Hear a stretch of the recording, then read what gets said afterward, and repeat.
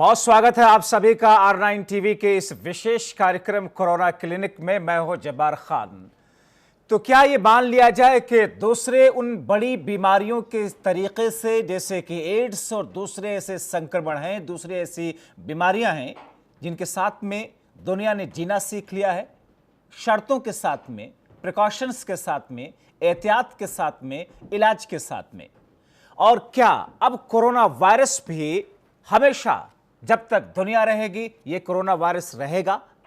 क्योंकि अंदेशा दरअसल WHO ने जताया है। WHO के संगठन के आपातकालीन सेवाओं के निदेशक माइकल रायड ने जिनेवा में आयोजित की गई एक प्रेस कॉन्फ्रेंस में कहा कि पहली बार मानव आबादी में एक नया वायरस प्रवेश किया है और इसलिए यह अनुमान लगाना बहुत मुश्किल है कि उस पर काबू कैसे पाया जाएगा, उस पर हावी हम कैसे होंगे, क्या इसको पूरे तौर पर दुनिया से खत्म किया जा सकता है, यह कह पाना बहुत मुश्किल है।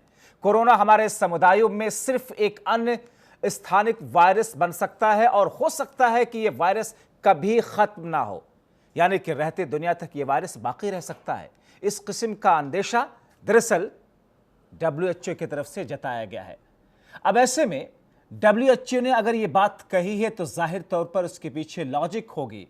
और ऐसे में क्या जिस तरीके से एड्स की जब शुरुआत हुई या ऐसे दूसरे संक्रमणों की शुरुआत हुई, उसके बाद में उसके इलाज से लेकर, उसकी वैक्सीन से लेकर, उसके एहतियात से लेकर के तमाम तरह की शर्तों के साथ में इंसान ने जीना सीख लिया है, क्या कोरोना वायरस भी कुछ ऐसा ही है? और अगर ऐसा है तो कितना मुश्किल होगा? बहुत सारे ऐसे सवाल हैं कि क्या कोरोना वायरस हुए शख्स के ऊपर फिर से उसका हमला हो सकता है, फिर से उसकी चपेट में वो शख्स आ सकता है, उसके लक्षण दोबारा क्या होंगे, कैसे वो पहचाना जाएगा, किस किस्म की चीज़ें, क्या कुछ बिंदु हैं उसके। हम इन तमाम चीज़ों पर आज चर्चा करेंगे। हमारे साथ में दो खास मेहमान इस वक्त जुड़े हुए हैं, लेकिन चर्चा की शुरुआत करें, उनका इंट्रोडक्शन आपसे कराएं उससे पहले आइए इस रिपोर्ट पर निगाह डालते हैं।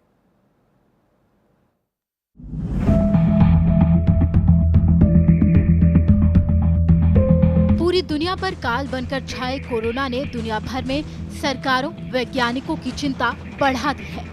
हर दिन कोरोना को लेकर नई स्टडीज की जा रही हैं। इसी के चलते कई अलग अलग तरह की थ्योरी कोरोना को लेकर सामने आ रही है। सबसे बड़ी चिंता के खात्मे के लिए दुनिया भर में वैक्सीन की होड़ लग चुकी है।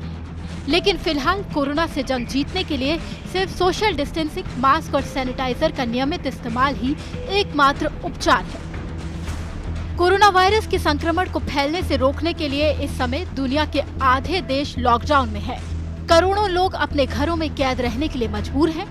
लोग ये उम्मीद लगा रहे हैं कि जल्द से जल्द कोरोना वायरस को खत्म करने के लिए वैक्सीन तैयार हो जाए, ताकि लोग फिर से एक साधारण जिंदगी में लौट सके। इसी बीच WHO ने संभावना जताई है कि कोरोना वायरस शायद कभी खत्म ना हो, जैसे HIV एड्स कभी खत्म नहीं हुआ है।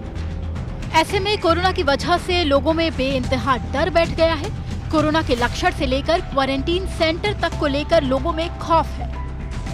इसी बीच WHO ने कहा है कि इस बात का कोई सबूत नहीं मिला है कि कोरोना से ठीक हुए मरीजों में एंटीबॉडी विकसित हो गया है, उन्हें दोबारा संक्रमण नहीं होगा और वो इससे सुरक्षित हैं। विश्व स्वास्थ्य संगठन ने चेताया है कि कोरोना से ठीक हुए लोगों को लगेगा कि वो इम्यून हो गए हैं, जिसकी बेफिक्री में वो एहतियात बरतना बंद कर देंगे। कई देशों में सरकारें ऐसे लोगों को काम पर लौटने की अनुमति दे चुकी है। ठीक हुए मरीजों के खून में एंटीबॉडी का स्तर कम हो सकता है। एंटीबॉडीज का सीधा नाता शरीर की इम्यूनिटी यानी रोग प्रतिरोधक क्षमता से होता है। कोरोना वायरस बाइफेसिक है, यानी वायरस काफी समय तक बिना किसी लक्षण के शरीर में रह सकता है। कोविड-19 का ये नोवेल कोरोना वायरस नया वायरस है। ठीक हुए मरीजों में दोबारा कोरोना सामने आने पर अमेरिकन मेडिकल एसोसिएशन ने वुहान में एक स्टडी की थी। स्टडी के लिए उन्होंने 4 मरीजों को परखा और एक जर्नल पब्लिश किया। इस स्टडी के मुताबिक ठीक हुए कुछ मरीजों को डिस्चार्ज होने के बाद भी ये वायरस उनमें फैलता रहा।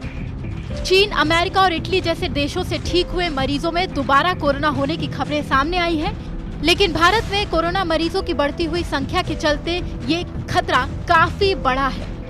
हालांकि इस बात के साथ भारत में कोरोना मरीजों की रिकवरी रेट पर गौर करना बेहद जरूरी हो जाता है, क्योंकि बेशक भारत में कम समय में कोरोना के मरीज बढ़े हैं, लेकिन उतनी ही तेजी से ठीक होने वाले मरीजों की संख्या भी बढ़ी है। कोरोना संक्रमितों का रिकवरी रेट भी धीरे धीरे बढ़ रहा है। स्वास्थ्य मंत्रालय के अनुसार मई के महीने में कोरोना से ठीक होने वालों का रिकवरी रेट 32.82% है, जबकि अप्रैल के महीने में रिकवरी रेट 26% था। रिकवरी रेट के साथ भारत में कोरोना वायरस की टेस्टिंग ने भी अब रफ्तार पकड़ ली है और दुनिया भर में 7 सबसे ज्यादा टेस्टिंग करने वाले देशों में भारत शामिल हो गया है। कोरोना के बढ़ते आंकड़ों के बीच लगातार बढ़ रहे रिकवरी रेट संकेत है कि कोरोना से जंग में भारत जीतेगा जरूर। Bureau report, R9 TV, Uttar Pradesh, Uttarakhand.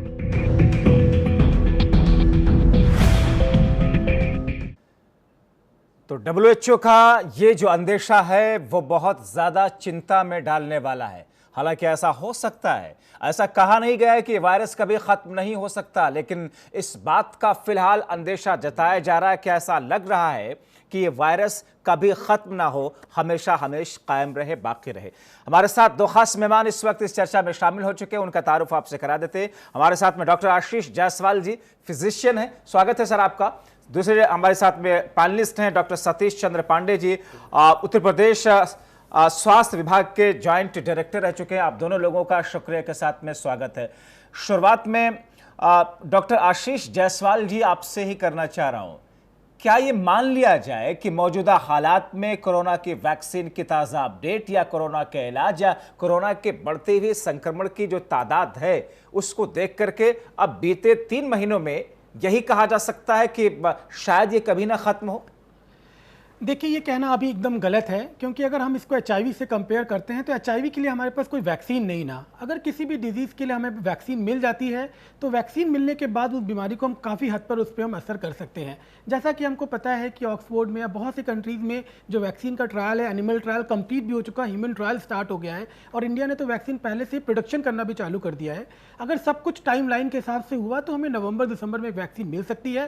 Vaccine मिलने के बाद इसका पूरा का पूरा इलाज है। ये HIV जैसा नहीं होगा जिसके लिए हमारे पास वैक्सीन नहीं है। ठीक है, मगर ये जो चिंता है WHO की, इस चिंता को किस तौर पर देखा जाए? उन्होंने महज चिंता जताई है या फिर वाकई ऐसा लग रहा है कि हालात को देख करके? देखिए, जो उन्होंने बोला है WHO ने, उन्होंने तो ये बात किया है कि शायद ये रह सके। देखिए, ये वायरस नया है, इसके बारे में हमें पता नहीं ना। अभी तक हमको ये भी नहीं पता है कि जब ये री-इन्फेक्शन वायरस होता है तो कैसा जेनेटिक म्यूटेशन करके आता है। अभी ये कहना बहुत बहुत अर्ली है कि हम इस पर काबू नहीं कर सकते हैं, पर जिस हिसाब से लगता है कि हम लोग कर सकते हैं। ठीक है, डॉक्टर सतीश चंद्र पांडे जी, आप सहमत हैं डॉक्टर साहब की बातों से या फिर लग रहा है कि WHO जो कह रहा है, हालांकि उन्होंने इस किस्म की कोई फाइनल बात नहीं कही है, सिर्फ अंदेशा जताया है, आप सहमत हैं? लगता है कि ऐसा हो सकता है, क्योंकि अभी तक ऐसा तो हुआ नहीं है।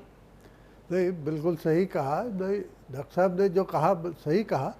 और WHO की बात जो है वो एक उनका वो एक अंदेशा बता रहे हैं, अंदेशा है, तो इसमें कोई गारंटी तो नहीं दे सकता कि भाई बिल्कुल ठीक हो जाएगा और वो है, लेकिन चांसेस जब वैक्सीन मिल जाने पे तो रियली तो काफ़ी उम्मीद है कि ये ठीक हो जाएगा। तो फिर अब उनकी इस चेतावनी का क्या मतलब समझा जाए कि लोगों को अब लाइफ स्टाइल पूरे तौर पर चेंज करने की मानसिकता बना लेनी चाहिए? अभी तक सिर्फ शर्तों को वो जो सरकार की तरफ से स्वास्थ्य महकमे और पुलिस प्रशासन के डर से कई लोग पालन कर रहे थे, अब वो उस डर से पालन ना करें, अपनी जान के डर के बचाने के डर से आप पालन करें और हमेशा के लिए। क्या ये कहना चाह रहा है WHO?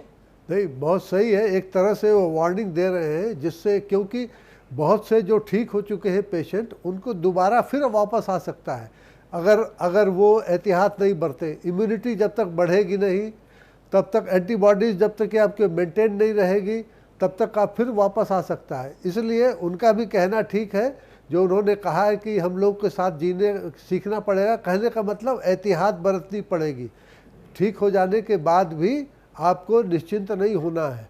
जैसे जो भी ये आपको, क्योंकि सभी प्रिकॉशन लेने पड़ेंगे, तो ये जब तक आप ये रखेंगे नहीं तब तक दोबारा फिर आप तो ये तो बड़ा डेंजरस होगा ना कि एक बार एक आदमी कोरोना से पीड़ित हुआ, उसके बाद में उससे ठीक भी हो गया, फिर से कुछ दिनों के बाद में उसमें उस संक्रमण मिलना आप किस तरह, क्योंकि मैं कई सारे रिपोर्ट्स पढ़ रहा था, चाइना के एक स्टडी थी कि ठीक हुए लोगों के बहुत सारे लोग, करीब 200 लोगों पर एक रिसर्च की गई, कुछ लोगों के सीमेंस में कोरोना का संक्रमण मिला जो लोग ठीक हो चुके थे। तो फिर अलग अलग माध्यमों से इस तरीके से कोरोना के लक्षण या कोरोना का पाए जाना बड़ा खतरनाक हो सकता है। हाँ, नहीं, वो उन लोगों को हुआ है जो एहतियात नहीं बरते, जो एकदम बेफिक्र हो करके नॉर्मल रूटीन जीने लग गए, तो उन लोगों को ऐसा हुआ है। क्योंकि वो रिपोर्ट देखा गया वहाँ पे, तो यही मालूम हुआ कि जो एकदम बेफिक्र हो गए और सब नॉर्मल रूटीन करने लग गए, तो उनके लिए दिक्कत हुई है। आपको इसलिए हम लोगों को आगे के लिए ये आपको एहतियात बरतनी पड़ेगी कि आप लोग प्रिकॉशन फिर भी रखें, ठीक हो जाने के बाद भी प्रिकॉशन रखना पड़ेगा। डॉक्टर आशीष जायसवाल जी, अब जो लोग दोबारा से संक्रमित होते हैं, क्योंकि WHO का अंदेशा ये कि यार किसी के पास के साथ में हो गया, अगर ये बीमारी से निपट गया, जूझ गया और जीत भी गया, दोबारा से भी हो सकता है, तो ये अंदेशा तो जताया ही जा रहा है। मगर कैसे दोबारा पता चलेगा कि उस शख्स में कोरोना के लक्षण है या फिर कोरोना का संक्रमित है? क्या करे वो शख्स? देखिए, इसमें दो बातें समझनी पड़ेगी। सबसे पहले हमको, जैसे चिकन पॉक्स या मीजल्स की जब भी इम्यूनिटी आती है, 100% इम्यूनिटी होती है, लाइफ लॉन्ग रहती है। कोरोना वायरस के जो पेशेंट जो पीड़ित हैं, उनके बाद में जब हमने उनकी एंटीबॉडी टेस्टिंग किया, जो बंदे जो 20% जो पेशेंट जो सिम्टोमेटिक पेशेंट जो हॉस्पिटल गए, उन्हीं के अंदर न्यूट्रलाइजिंग एंटीबॉडी का स्तर इतना था कि आप उससे प्लाज्मा थेरेपी या उससे वैक्सीन का काम कर सके, या उनको बाद में इन्फेक्शन नहीं होगा। इसलिए ये कहा जा रहा है कि जो पेशेंट एक बार इन्फेक्टेड हो गया है, जरूरी नहीं ना कि वो पेशेंट को बाद में कोरोना ना हो। इसका मतलब जो एंटीबॉडी जो उनमें जो ग्रोथ है, वो उनका इम्यूनिटी पासपोर्ट नहीं है, जैसा पहले कहा जा रहा था। क्या ये समझा जाए कि दोबारा से जिन लोगों में लक्षण मिलते हैं, वो लक्षण में बदलाव का स्वरूप भी हो सकता है, अलग अंदाज में उसमें लक्षण मिल सकते हैं जिनको एक बार हो चुका दोबारा अगर होता है तो? डेफिनेटली हो सकता है, मगर जो स्टडी आई थी जिसमें उन्होंने देखा था कि बाद के पेशेंट में फिर से री इन्फेक्शन पाया गया, हमको ये समझना पड़ेगा, जब हम RT-PCR का जो टेस्ट करते हैं, जो डायग्नोस्टिक टेस्ट है, अगर हम उसको गले से करें, हम उसको नाक से करें और उसको अगर फेफड़े से करें, तभी इस टेस्ट की वैल्यू बदल जाती है। अगर हम इसको हम लोग गले से करते हैं तो केवल 60% के लिए में ही पॉजिटिव आता है। मान लीजिए किसी पेशेंट जो कि ठीक हो रहा हो, उसके लंग्स में इन्फेक्शन पड़ा हो, आपने गले से किया, गले से आपने उसको बोल दिया कि डिक्लेयर कर दिया कि ये तो निगेटिव है, पेशेंट ठीक हो गया। जबकि हमको ये पता होना चाहिए कोरोना वायरस का जो एंटीबॉडी या जो वायरस होता है, वो 6 हफ्ते तक रह सकता है। वो यूरिन में, आपके स्टूल में या आपके सीमेन में भी आ सकता है। ये वही पेशेंट थे जो पहले वाले ही इन्फेक्टेड थे, ये कोई री इन्फेक्शन नहीं है। इसलिए अभी इतना पैनिक होने की जरूरत नहीं ना।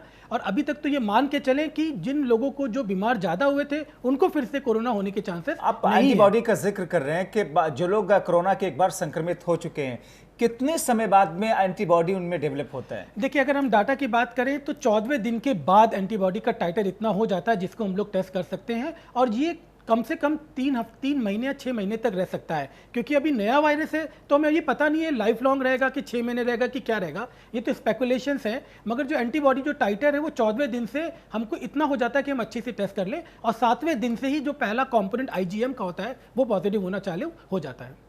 ठीक है डॉक्टर सतीश चंद्र पांडे जी, ऐसी स्थिति में प्लाज्मा थेरेपी भी इस बीच में शुरू हुई, उसके नतीजे भी आने शुरू हुए। अब क्या मौजूदा वक्त में वही बचाव के साथ साथ प्लाज्मा थेरेपी एक बेहतर इसका इलाज है?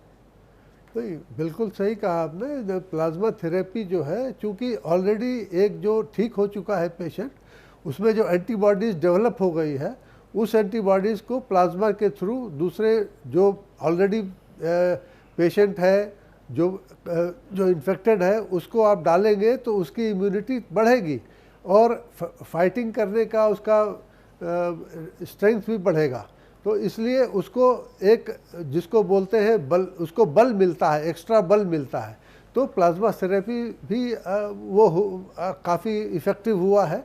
लेकिन हम ये गारंटी से ये नहीं कह सकते जब तक कि और सब केसेस में, क्योंकि अभी 100% केसेस में नहीं हुआ है। प्लाज्मा थेरेपी भी जो हुआ, कुछ पेशेंट तो बहुत अच्छे हुए हैं। इसमें वो ज़रूर फैक्ट है, क्योंकि वो बल देता है आपके एंटीबॉडीज़ को एक्स्ट्रा, आपको इम्यूनिटी डेवलप करने के लिए। तो ऐसे में एड्स से आप या फिर कुष्ठ रोग की जो दवाएं हैं डॉक्टर आशीष जायसवाल जी, क्या उनके इस्तेमाल से इस कोरोना वायरस पर किसी तरह का कोई असर अब तक पड़ा है? देखिए, जो प्राइमरी रिसर्च थी रिटोनावीर या लिपोनावीर के लिए, जो उन्होंने बोला था कि वो इफेक्टिव हैं, पर वो इफेक्टिव नहीं हुई।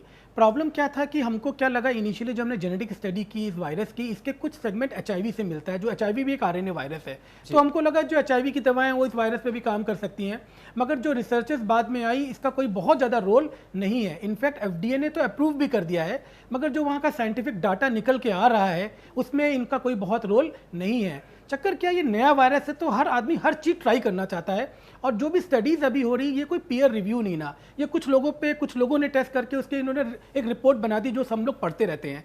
इसलिए अभी कुछ भी सॉलिड कह पाना बहुत मुश्किल है। जो पहला डाटा है, चाहे तो प्लाज्मा थेरेपी हो या स्टेम सेल थेरेपी हो या एंटीवायरल थेरेपी हो जो एचआईवी की है, वो कोई इसके लिए इंपॉर्टेंट नहीं ना। जो सबसे बेस्ट चीज़ है वो यही है कि इसकी वैक्सीन आए, कोई अच्छी एंटीवायरल आए, या हम लोगों में हर्ड इम्यूनिटी इतनी डेवलप हो जाए कि हम उसके नेचुरल रेजिस्टेंस को, वायरस को वहीं रोक सकें। मगर डॉक्टर सतीश जी, एड्स से मिलते जुलते कुछ लक्षण या कुछ चीजें जैसा कि डॉक्टर साहब ने बताया कि इसमें भी मिले हैं। एड्स की दवाई हो या फिर कुष्ठ रोग की दवाई हो या फिर मलेरिया की दवाई, जिसका बीच में काफी जोर शोर से काफी सुर्खियां भी बनी, हाइड्रोक्सी क्लोरोक्विन की डिमांड पूरे विश्व में किस तौर पर हुई, भारत से ने कैसे उन देशों को पहुंचाया भी, क्या इन तीनों दवाइयों या इन तीनों चीजों के इस्तेमाल की वजह से एड्स की दवाइयां, कुष्ठ रोग और मलेरिया की दवाइयां अभी भी कुछ उम्मीद जगाती हैं कि जब तक वैक्सीन ना आ जाए, जब तक इसका इलाज ना आ जाए, इससे किसी तरह की राहत मिल सकती है?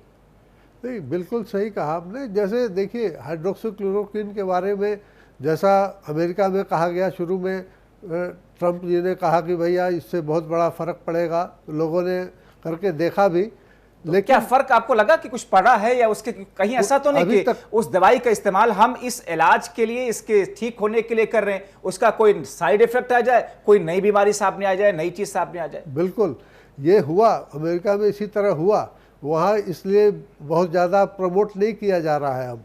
लेकिन इंडिया के लिए क्या है, हाइड्रोक्सीक्लोरोक्विन, चूँकि ये एंटी मलेरियल दवा है और मलेरिया हमारे यहाँ बहुत कॉमन चीज़ है जी, तो मच्छर वहाँ तो उतने हैं नहीं, हमारे यहाँ ये बहुत कॉमन है। तो स्पेशली फॉर प्रोफिलैक्सिस पर्पस, उसको रोकने के लिए ये ठीक है, दोनों में काम आता है, मलेरिया और उसके। लेकिन अभी तक ये कंफर्म नहीं हो चुका है कि ये कितना इफ़ेक्टिव है कोरोना के केस में। लेकिन उसमें हमारे यहाँ उतना कोई साइड इफ़ेक्ट नहीं है, इसलिए कि यहाँ मलेरिया के ज़्यादा केसेस भी हैं, तो इस वजह से यहाँ की बात अलग है और बाकी यूएसए और अलग कंट्रीज़ में बात अलग है। ठीक है। अब डॉक्टर आशीष जी, आप अभी एंटीबॉडी की बात कर रहे थे। अब ठीक हुए मरीजों में जो एंटीबॉडी तैयार होता है, कैसे पता चलेगा किसी को या कि एंटीबॉडी तैयार हो रहा है या फिर उस टाइप की चीज़ें हो रही हैं? देखिए, इसके लिए क्वांटिफिकेशन टाइटर हम लोग करते हैं। हम जो पेशेंट जो ठीक हो गए हैं कोरोना से, उनका सैंपल लेते हैं, और एक सैंपल नहीं लेते हैं हम, हर 3-3 दिन पे सैंपल लेके हम एक ना रिपोर्ट बनाते हैं कि एंटीबॉडी का टाइटर कितना हुआ है। यूजुअली देखा गया है 3-4 हफ्ते के बाद टाइटर मैक्सिमम हो जाता है, तो वो समय है जब उसको टाइटर को मॉनिटर करते हैं, और एक मिनिमम टाइटर जब अचीव हो जाता है तब वहाँ से उसका प्लाज्मा लेके किसी में इन्फ्यूज़ किया जा सकता है। प्लाज्मा थेरेपी एक इन्वेस्टिगेशनल थेरेपी है, एक सपोर्टिव थेरेपी है, ये कभी मेन थेरेपी नहीं हो सकती। जबकि HCQS का जो रोल हम लोग बात कर रहे थे, ये QT प्रोलॉन्गेशन कॉज करता है। ये बहुत ही घातक एरिथमिया जो हार्ट की गति को भी अनियमित कर सकता है। इनफैक्ट अभी परसों ही नया ट्रायल आ गया है, अमेरिका से आ गया है, और उन्होंने इसके यूज़ को कंडम कर दिया है कि आप HCQS हम लोग को अपने अमेरिकन कंट्री में अवॉइड करनी या तो नहीं देनी है। मगर डॉक्टर सतीश चंद्र जी, मान लीजिए अगर WHO की वो चेतावनी या वो अंदेशा सच साबित होता है, या साल, 2 साल, 10 साल, 20 साल तक का ये संक्रमण रहता है, कितना बड़ा ये चैलेंजिंग होगा, कितना ज्यादा चुनौतीपूर्ण होगा लोगों की रोजमर्रा की जिंदगी में, क्योंकि अभी तो सब कुछ लॉकडाउन चल रहा है, हर तरफ अब एहतियात है, बंद है, तो लोग उससे बचने, अपने आप को बचा ले रहे हैं। लेकिन जब लॉकडाउन पूर्ण रूप से खत्म हो जाएगा, पब्लिक गैदरिंग होगी, सारी चीजें, उन वक्त में, उस माहौल में तो बहुत चैलेंजिंग होगा लोगों को खुद को बचाए रखना। जी बिल्कुल, अब पूरी लाइफ स्टाइल चेंज होगी, अब करना पड़ेगा। क्योंकि अब देखिए, सबसे बड़ी बात है, जैसे अब जो अंदर रह करके लोगों ने अब घर का खाना, पौष्टिक भोजन वगैरह जब खाने की आदत हो जाएगी, ये एक तरह से ठीक है। और आगे के लिए जब लॉकडाउन ख़त्म हो जाएगा, फिर भी हम लोग वो ओरिजिनल इसके लिए तो पूरी जो हमारी व्यवस्था है, भारत की जो व्यवस्था है, चाहे वो इंडस्ट्रियल सेक्टर की हो, एग्रीकल्चर की हो, या अलग अलग व्यवस्थाएं जो हमारी इंफ्रास्ट्रक्चर, ऑटोमोबाइल सेक्टर या जर्नी की है, बसों में देख लीजिए, ट्रेनों में देख लीजिए, आपकी 3-3, 4-4 महीने तक टिकट नहीं मिलते हैं आम दिनों के भीतर, लोग टॉयलेट्स में बैठ करके जाते हैं। तो इस व्यवस्था को क्या सरकार को ठीक करना पड़ेगा कि एक ट्रेन की जगह 5 नई ट्रेनें चलाई जाए? ये इसका मतलब पूरा इंफ्रास्ट्रक्चर, पूरे सिस्टम को रीडेवलप करना होगा, तब जाकर के लाइफस्टाइल पूर्ण रूप से चेंज होने का या उसका फायदा मिल पाएगा। बिल्कुल सही कहा आपने। अब पूरी लाइफस्टाइल तो चेंज होगी ही। अब हर चीज़, चूँकि ये बहुत ही एक नई चीज़ मिली है जिसको फाइट करने के लिए पूरा वर्ल्ड तो परेशान है। और जैसा उन्होंने डॉक्टर साहब ने भी कहा कि अभी इसकी जब तक कि वैक्सीन नहीं आ जाती तब तक तो कुछ कहा नहीं जा सकता। हम लोगों को पूरा बदलना पड़ेगा, हर चीज़ में आपको प्रिकॉशन लेना पड़ेगा और पूरी लाइफस्टाइल चेंज होगी, करनी होगी, दूसरा और कोई रास्ता नहीं। ठीक है डॉक्टर आशीष जायसवाल जी, क्या वाकई आपको ऐसा लगता है कि या कोरोना का खत्म होना मुश्किल है? क्योंकि इसी सवाल से मैंने शुरुआत की थी और चूंकि हम लोग आखिरी बिल्कुल हिस्से में वाइंड अप का कार्यक्रम को करना है, ऐसा इंट्यूशन आता है? नहीं, ऐसा इंट्यूशन नहीं आता। ये जो वायरस है, सबसे पहला बात तो समझिए, बहुत खतरनाक वायरस नहीं है। अगर आप दूसरे वायरस जो मर्स या सार्स है, जिसके अंदर जो उनकी जो मारक शक्ति है, क्योंकि कई सारे रिपोर्ट्स या कई सारे डॉक्टर्स की तरफ से कहा गया कि 80% लोगों को अगर ये संक्रमण होता भी है तो बहुत माइनर होता है, हॉस्पिटल जाने की जरूरत नहीं होती है। बहुत थोड़ी तादाद ऐसी होती है जिनको आईसीयू में या फिर उस स्तर पर उनके इलाज की जरूरत होती है। देखिए, जो ये वायरस है, ये ना एक कम्युनिटी का पार्ट बन जाएगा। जैसे कितने ही वायरस है जो हमारे कम्युनिटी के पार्ट बन गया। जैसे आपको ध्यान हो, हम लोग को कितना अपर रेस्पिरेटरी होता है, हर बच्चे को अपर रेस्पिरेटरी, और हम उसकी दवा भी नहीं देते, बच्चा अपने आप रिकवर कर जाता है, बिकॉज हमारा इम्यून रिस्पॉन्स जो यूरोपियन कंट्री या यूएस से बहुत अच्छा है। इसी तरीके से ये वायरस एक कम्युनिटी का पार्ट हो जाएगा। और इसमें मैं तो एक ही बात सबसे बोलता हूँ, ये जो मास्क है ये नया फैशन बन जाएगा, और जो सोशल डिस्टेंसिंग है ये हमारा एटीट्यूड बन जाएगा, ये हमारे जीन में पहुंच जाएगा। और हम लोग बहुत महत्वपूर्ण बात आप कह रहे हैं कि जिस तरीके से आदमी mobile, gadgets, belt, wrist watch आदमी पहनता है, उसी तरीके से अब मास्क भी उसके लिए उसकी जिंदगी की जरूरत का एक हिस्सा बन रहा है। सोशल डिस्टेंसिंग, जिसे आपने एटीट्यूड शब्द का इस्तेमाल किया, बहुत सटीक आपने कहा कि लोग अब आगे आने वाले वक्त में एक दूसरे को कहेंगे भैया जरा साइड में रहो, भैया थोड़ी दूरी पे रहो, खुद थोड़ी दूरी पे रहने की कोशिश करेंगे। और नमस्ते का भी प्रचलन हो जाएगा, सेल्फ हाइजीन का प्रचलन हो जाएगा। जो ये सब जो चीज़ें जो इंडिया में इनहेरेंट हैं, हम लोग को घर में बचपन से सिखाया जाता है कि भाई खाने से पहले हाथ धुलो। हम लोग तो वैसे ही इंडियंस कितना हाइजीन को इंपॉर्टेंस देते हैं। अगर हम अपने को यूरोपियन कंट्री, यूएस से कंपेयर करें तो हम लोग की हाइजीन पहले से ही बहुत अच्छी है उनसे। सेकेंडली, हमारी इम्यूनिटी बहुत अच्छी है उनसे, इसीलिए शायद इतना असर हम लोगों पे नहीं हो रहा है। नहीं होता। और आपने इम्यूनिटी की बात की है डॉक्टर सतीश चंद्र पांडे जी, गांव से लेकर के शहरी इलाकों में भी उस वर्ग के बच्चों को या लोगों को देखिए, आम आदमी के घर या फिर एक जो एलीट क्लास है या मिडिल क्लास है, जिसमें जरा सी खांसी आ गई, जरा सा जुकाम हो गया, हॉस्पिटल डॉक्टर्स की तरह भागते हैं और पैसा खर्च होता है। लेकिन एक लेबर क्लास है, जो लोअर मिडिल क्लास है, खेतों में काम करते हैं, साफ सफाई का काम करते हैं, भट्टों पे काम करते हैं, सड़क बनाने में काम करते हैं, उनके बच्चे रोड के किनारे उसी धूल मिट्टी में खेलते रहते हैं, उन्हें जरा सा भी उससे फर्क नहीं पड़ता है। आम घरों के बच्चे, एलीट क्लास के बच्चे, जरा से ऐसी कोई चीज हो जाए उनको बीमारियां जकड़ लेती हैं। तो क्या इम्यून सिस्टम चूंकि उन्होंने अपना रखा, उनकी मजबूरी है उसी मिट्टी में, धूल में, बारिश में, कीचड़ में रहना, तो इसलिए उनकी बॉडी उस तरीके से एक्सेप्ट कर चुकी है तमाम चीजों को। क्या वही सिचुएशन सभी के साथ होने जा रही है इस कोरोना को लेकर के? नहीं, ये बिल्कुल सही कहा आपने। क्योंकि गरीबों के जो बच्चे हैं वो बचपन से ही धूल धक्कड़ जैसे बताया आपने उस एनवायरनमेंट में रहते हैं, तो उनकी एंटीबॉडीज़ और इम्यून सिस्टम काफ़ी स्ट्रांग हो जाता है। और ये नेचर की ये सबसे बड़ी विडंबना है कि अब देखिए ना, जो बच्चों वहाँ डिलीवरी जो होती है, बहुत से गाँव में वर्कर्स अभी भी वहाँ हॉस्पिटल नहीं ले जाते बहुत सारे गाँव में, वहाँ पर दाई होती है या कोई बूढ़ी औरत जाकर के डिलीवरी कराती है और बड़ी सक्सेसफुल तरीके से होती है, कोई इन्फेक्शन नहीं होता। और यहाँ पे जितना आप वो रखिए, अब वीआईपी सब कुछ रखिए, उसमें कोई ना कोई प्रॉब्लम आ जाती है। इसलिए अब चूंकि कार्यक्रम का वक्त यहाँ पर खत्म हो रहा, मैं लंबी चर्चा इस पर चाह रहा था, किसी और दिन इस पर करेंगे। आखिर में क्या कहना चाहेंगे एक लाइन में डॉक्टर सतीश चंद्र पांडे जी, कैसे बचाए रखे लोग खुद को? तो अब तो सिर्फ यही है, इम्यूनिटी डेवलप करना है। और जो डिस्टेंसिंग की आदत जो कहा कि अब ये हो जाएगी हमारी, मास्क रखने की, फैशन बचाव। और एटीट्यूड। जी हाँ, बिल्कुल। डॉक्टर आशीष जायसवाल जी, आपने बड़ा सटीक वर्ड दिया कि मास्क एक फैशन और सोशल डिस्टेंसिंग, फिजिकल डिस्टेंसिंग एक एटीट्यूड। आखिरी कमेंट बचा रखने के लिए इसके साथ। देखिए, मैं सबसे बस यही कहूँगा कि हम लोग अपने इम्यून सिस्टम को इम्प्रूव कर सकते हैं एक्सरसाइजेस से, प्रॉपर पॉजिटिव एटीट्यूड से, पॉजिटिव थॉट से, जो कि हमारी एक ढाल रही है हर इंडियंस की।